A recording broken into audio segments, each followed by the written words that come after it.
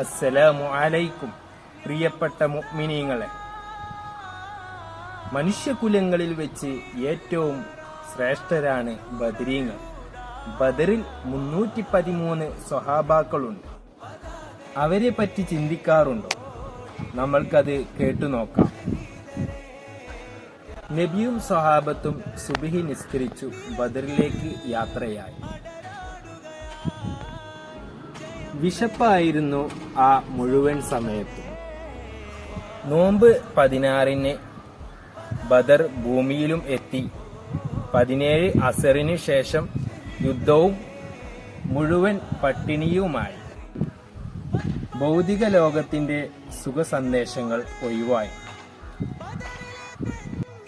അള്ളാഹുവിനു വേണ്ടി കുഴിയിൽ വീണ കണ്ണുകളും നുരുമ്പിച്ച വസ്ത്രങ്ങളും തുരുമ്പിച്ച വാളുകളുമായി.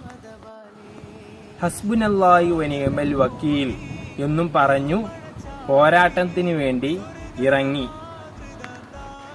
പ്രിയപ്പെട്ട അസ്ഹാബുൽ ബദർ.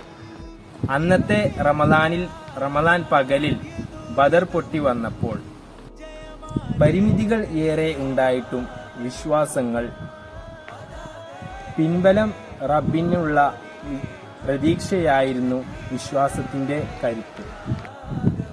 ആയുധങ്ങളെക്കാൾ വലുതാണ് ലോകത്തിന് കാണിച്ചു കൊടുത്ത പോരാട്ടം.